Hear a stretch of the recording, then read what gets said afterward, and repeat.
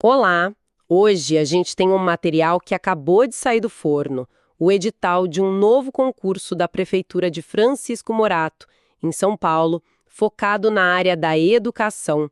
São 21 vagas no total, para cargos de níveis médio e superior. E a nossa missão aqui é mergulhar a fundo nesse documento, sabe? Tentar entender as entrelinhas. Exato. E é um edital que, assim, já conta uma história, né? Quando a gente olha a distribuição das vagas, os requisitos, fica claro que não é só para preencher postos. Parece que a prefeitura está buscando tanto gente nova, para a base, quanto especialistas com mais bagagem. É um movimento bem estratégico. Gosto dessa visão. Então não vamos só ler, vamos interpretar o edital. Para começar, a gente precisa se situar. Quais são as datas, os valores, os números que ninguém pode perder? Vamos lá. Para o checklist básico. As inscrições, elas abrem dia 12 de janeiro, às 10 da manhã, e fecham no dia 12 de fevereiro, às 5 da tarde. Em 2026, claro. Um mês certinho, então? Isso. A prova está marcada para um domingo, 22 de março.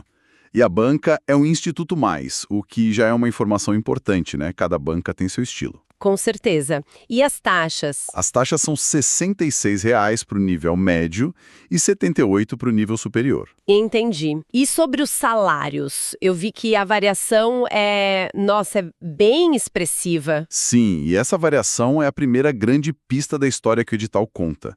Os salários vão de R$ 1.650 para uma jornada de 30 horas até R$ 6.551 para 40 horas. Fora os benefícios, né? É uma diferença de quase R$ 5.000. Isso não é só pela carga horária, imagino. De jeito nenhum. Isso reflete uma divisão muito clara. É tipo uma função de suporte de um lado e uma função de especialista estratégico do outro. Faz todo sentido. É quase como se fossem dois concursos dentro de um só edital. Então vamos dividir nossa análise assim? Começando pelo cargo de nível médio. Perfeito. Para o nível médio, a gente tem o cargo de auxiliar de atendimento educacional. São 10 vagas, uma para PCD. E o requisito? Apenas ensino médio completo. Simples, direto. A remuneração é de R$ 1.650 por 30 horas semanais. É a clássica porta de entrada no serviço público, sabe? Sei. Aquele cargo essencial para o dia a dia da escola, né? Exatamente. Focado no apoio aos alunos, aos professores, mas por ser uma porta de entrada tão acessível, a concorrência deve ser altíssima, imagino. Sim. E me pergunto, esse cargo é um trampolim? Quem entra como auxiliar consegue crescer lá dentro? Ótima pergunta. O edital não fala de plano de carreira, mas a experiência mostra que sim. Estar dentro da máquina, entender a cultura, a legislação, é uma vantagem imensa para outros concursos. A pessoa já não é mais uma estranha ao sistema, né? Ela aprende na prática.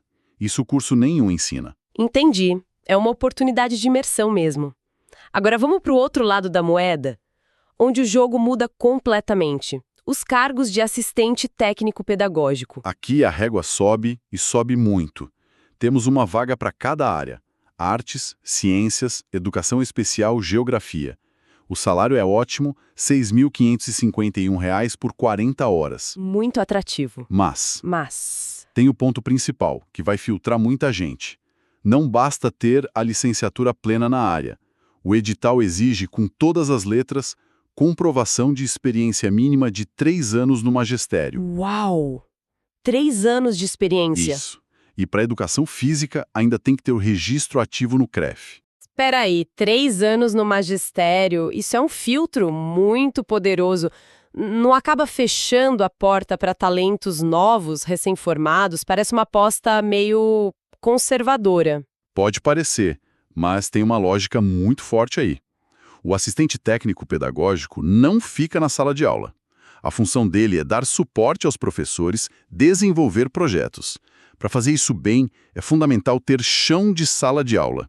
Alguém que nunca enfrentou uma turma cheia, que não viveu os desafios do dia a dia, teria dificuldade para orientar professores experientes.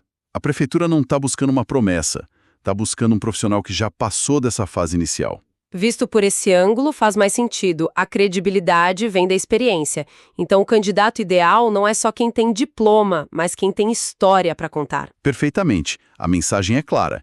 Queremos quem já sabe como funciona. E isso nos leva direto para como eles vão selecionar essas pessoas. Certo. E, pelo que eu vi, a seleção é uma maratona, especialmente para esses cargos. É uma maratona com várias provas diferentes. Vamos começar pela que é comum a todos. A prova objetiva. Eliminatória e classificatória. A nota de corte é 50% de acerto. Ok. Só que a estrutura já muda. Para auxiliar, são 40 questões. Português, raciocínio lógico e legislação.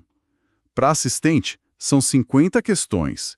E aí que está o detalhe. O que muda? Sai raciocínio lógico e entra uma carga muito mais pesada de legislação e conhecimentos pedagógicos. Interessante essa troca. Sinaliza que, para o especialista, a interpretação da lei e das teorias pedagógicas é mais importante que uma lógica geral, né? Exato. E sobre a banca, o Instituto Mais. Eles costumam ser bem apegados à letra da lei. As pegadinhas estão nos detalhes, nas exceções. Tem que ler a legislação seca. Boa dica. Foco nos detalhes da lei. Mas para os assistentes, a prova objetiva é só o aquecimento. É só o ingresso para a maratona de verdade. No mesmo dia, o candidato já encara a prova dissertativa. Ah, no mesmo dia. Puxa. Sim, são 2 questões discursivas sobre legislação e conhecimentos pedagógicos. Aqui não é só saber, é saber argumentar, organizar as ideias num texto. Imagino que seja um estudo de caso, algo assim. Provavelmente. E depois de testar o conhecimento e a escrita, vem a prática. A terceira etapa é a avaliação de desempenho didático. A aula prática. Isso deve ser o terror de muita gente. Dar uma aula de 15 minutos para uma banca. Como se preparar para isso? É o ponto alto do processo e sim, é intimidador. Mas a chave é entender o que eles avaliam. Não é um show. É clareza, organização, uso do tempo. É a habilidade de tornar algo complexo em algo compreensível. A dica é treinar. Prepara uns planos de aula, treina na frente do espelho, se grava. É sobre mostrar segurança. Conteúdo. E ainda não acabou. Certo. Ainda não. As 2 últimas são classificatórias, só somam pontos. A quarta é a prova de títulos. Pós, mestrado, doutorado, tudo conta. E a quinta? A quinta é a avaliação de tempo de experiência profissional. E aqui tem outro detalhe. Não é qualquer experiência. Pontua especificamente a experiência em funções de suporte pedagógico, direção, coordenação. Ou seja, eles não só exigem a experiência para entrar, como dão pontos extras para quem já atua em gestão. A mensagem fica cada vez mais clara. Claríssima. O processo todo é um funil para achar um profissional muito específico. Experiente, com boa formação, que sabe escrever, sabe ensinar e, se possível, já tem vivência em gestão. Analisando tudo isso, a preparação para um concurso assim parece algo hercúleo. Não é só sentar e ler. Exige uma estratégia que cubra teoria, escrita, até uma performance em aula. A preparação tem que ser muito, muito completa. Exatamente. A pessoa tem que se organizar como um atleta. Um dia focado em questões, outro dia escrevendo, outro simulando a aula.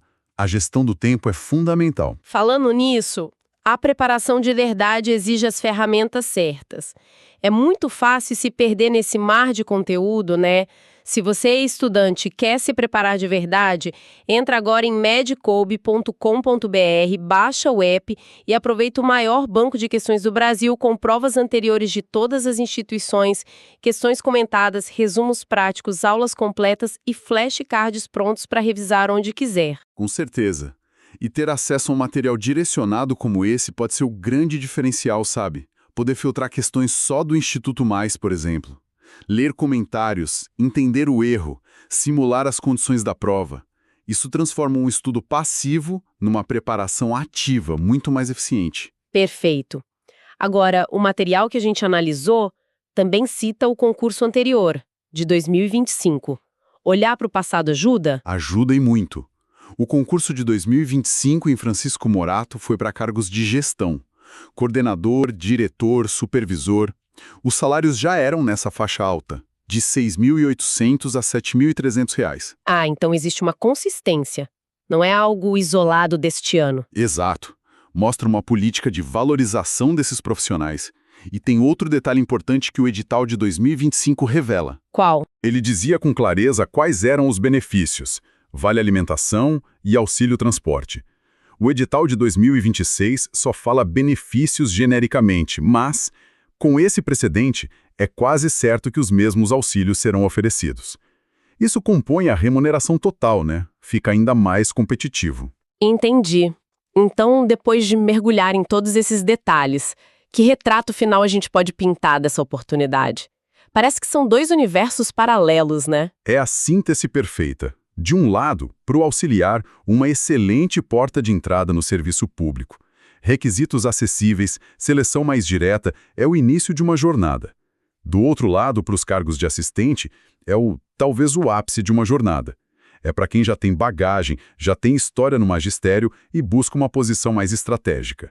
E o processo seletivo, com toda essa complexidade, é a ferramenta para garantir que só os mais preparados cheguem lá. E essa análise toda me deixou com uma reflexão aqui. A gente viu esse processo seletivo super completo, com avaliação de desempenho didático, a tal da aula prática. E eu me pergunto, será que esse não deveria ser o modelo padrão para todos os concursos na área da educação? Para garantir não só que o profissional sabe o conteúdo, mas que ele de fato sabe ensinar? É a grande questão que fica no ar. Um modelo assim é, sem dúvida, mais completo, mas também é mais caro, mais complexo de organizar, mais demorado. Achar o equilíbrio entre o rigor para selecionar os melhores e a viabilidade de aplicar isso em larga escala talvez seja um dos maiores desafios da gestão educacional no Brasil hoje. Fica a reflexão.